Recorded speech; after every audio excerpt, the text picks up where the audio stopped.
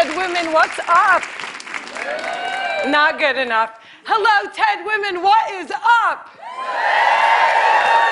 My name is Maysoon Zayid, and I am not drunk, but the doctor who delivered me was. He cut my mom 6 different times in 6 different directions, suffocating poor little me in the process. As a result, I have cerebral palsy, which means I shake all the time. Look.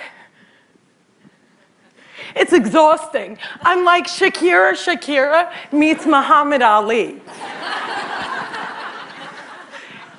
CP is not genetic. It's not a birth defect. You can't catch it. No one put a curse on my mother's uterus, and I didn't get it because my parents are first cousins, which they are.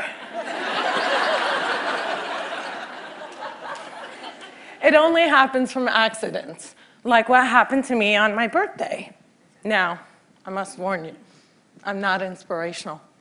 And I don't want anyone in this room to feel bad for me, because at some point in your life, you have dreamt of being disabled. Come on a journey with me. It's Christmas Eve. You're at the mall.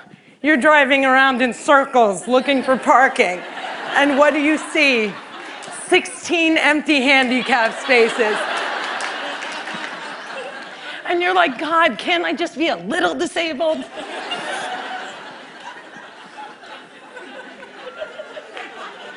Also, I gotta tell you, I got 99 problems and palsy is just one.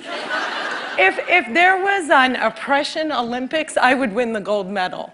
I'm Palestinian, Muslim, I'm female, I'm disabled, and I live in New Jersey.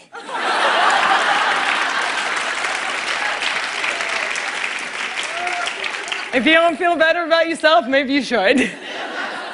Cliffside Park, New Jersey is my hometown. I have always loved the fact that my hood and my affliction share the same initials.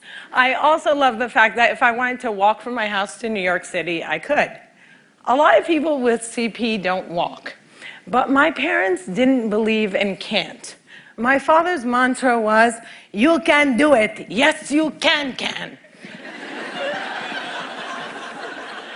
So, if my 3 older sisters were mopping, I was mopping. If my 3 older sisters went to public school, my parents would sue the school system and guarantee that I went too. And if we didn't all get A's, we all got my mother's slipper. My father taught me how to walk when I was 5 years old by placing my heels on his feet and just walking. Another tactic that he used is he would dangle a dollar bill in front of me and have me chase it. My inner stripper was very strong, and by the first day of kindergarten, I was walking like a champ who had been punched 1 too many times. Growing up, there were only 6 Arabs in my town, and they were all my family. Now there are 20 Arabs in town, and they are still all my family. I don't think anyone even noticed we weren't Italian.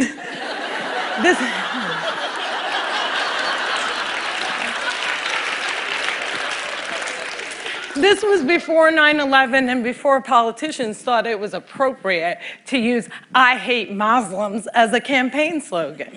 The people that I grew up with had no problem with my faith. They did, however, seem very concerned that I would starve to death during Ramadan. I would explain to them that I have enough fat to live off of for 3 whole months, so fasting from sunrise to sunset is a piece of cake.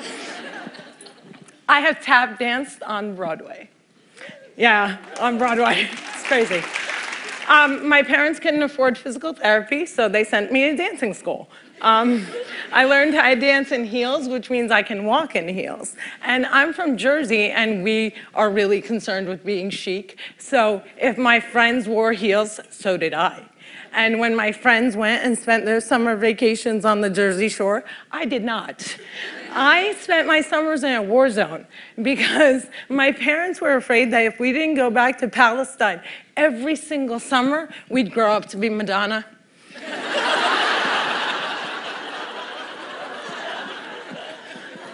Summer vacations often consisted of my father trying to heal me. So I drank deer's milk, I had hot cups on my back, I was dunked in the Dead Sea, and I remember the water burning my eyes and thinking, it's working, it's working!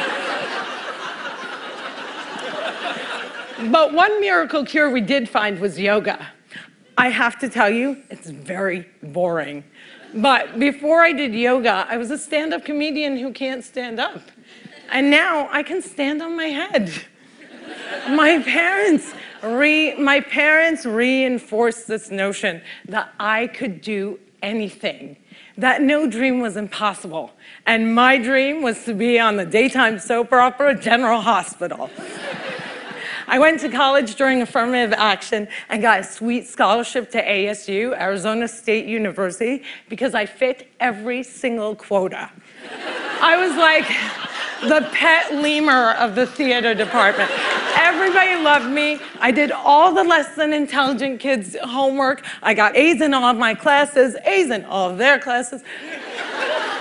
Every time I did a scene from The Glass Menagerie, my professors would weep. But I never got cast. Finally, my senior year, ASU decided to do a show called They Dance Real Slow in Jackson. It's a play about a girl with CP. I was a girl with CP. So I start shouting from the rooftops, I'm finally gonna get a part. I have cerebral palsy. Free at last, free at last. Thank God almighty I'm free at last. I didn't get the part. Sherry Brown got the part. I went racing to the head of the theater department, crying hysterically like someone shot my cat, to ask her why. And she said it was because they didn't think I could do the stunts. I said, excuse me, if I can't do the stunts, neither can the character.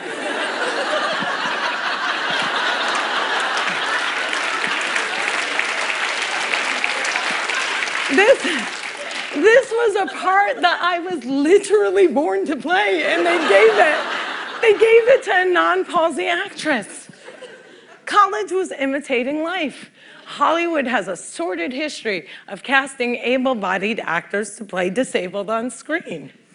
Upon graduating, I moved back home, and my first acting gig was as an extra on a daytime soap opera. My dream was coming true. And I knew that I would be promoted from diner to wacky best friend in no time. But instead, I remained a glorified piece of furniture that you could only recognize from the back of my head. And it became clear to me that casting directors didn't hire fluffy ethnic disabled actors. They only hired perfect people. But there were exceptions to the rule. I grew up watching Whoopi Goldberg, Roseanne Barr, Ellen, and all these women had one thing in common. They were comedians. So I became a comic.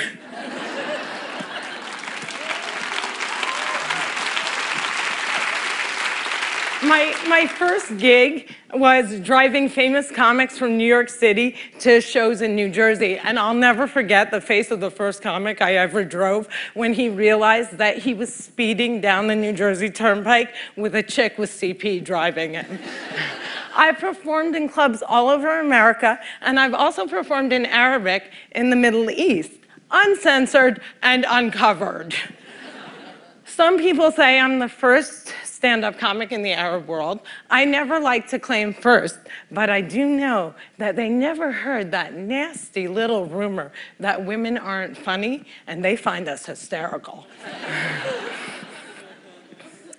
In 2003, my brother from another mother and father, Dean Obidallah, and I started the New York Arab American Comedy Festival, now in its 10th year.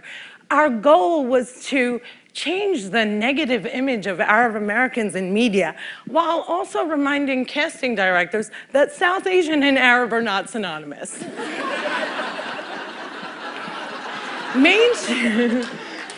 Mainstreaming Arabs was much, much easier than conquering the challenge against the stigma against disability. My big break came in 2010. I was invited to be a guest on the cable news show Countdown with Keith Olbermann.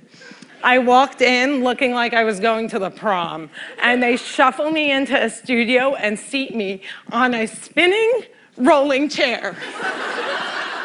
So So I looked at the stage manager and I'm like, excuse me, can I have another chair? And she looked at me and she went, 5, 4, 3, 2, and we were live, right? So I had to grip onto the anchor's desk so that I wouldn't roll off the screen during the segment.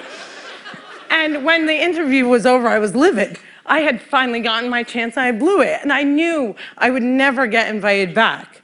But not only did Mr. Oberman invite me back, he made me a full-time contributor and he taped down my chair.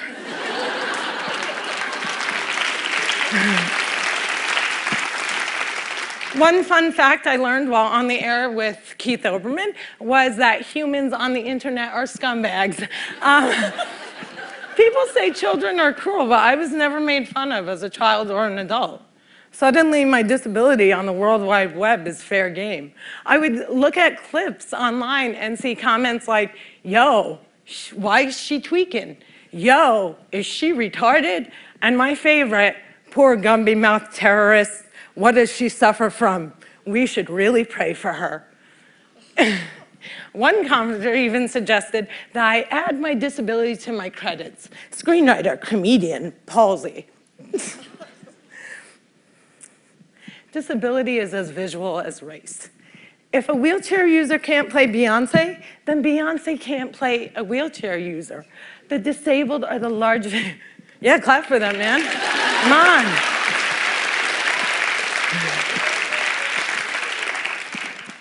People with disabilities are the largest minority in the world, and we are the most underrepresented in entertainment. The doctor said that I wouldn't walk, but I am here in front of you. However, if I grew up with social media, I don't think I would be. I hope that together we can create more positive images of disability in the media and in everyday life. Perhaps if there were more positive images, it would foster less hate on the internet. Or maybe not. Maybe it still takes a village to teach our children well. My crooked journey has taken me to some very spectacular places. I got to walk the red carpet, flanked by soap divas Susan Lucci and the iconic Lorraine Arbus. I got to act in a movie with Adam Sandler and work with my idol, the amazing Dave Matthews. I toured the world as a headliner on Arabs Gone Wild. I was a delegate representing the great state of New Jersey at the 2008 DNC, and I founded Maysoon's Kids, a charity that hopes to give Palestinian refugee children a sliver of the chance my parents gave me. But the one moment that stands out the most was when I got, before this moment,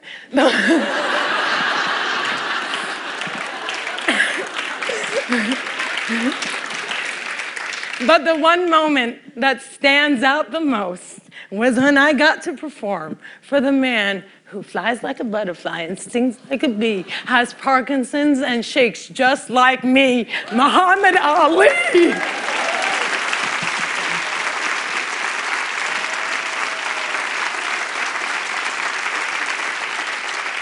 It was the only time that my father ever saw me perform live, and I dedicate this talk to his memory. Allah yarhamak yaba. My name is Maysoon Zayid, and if I can, you can.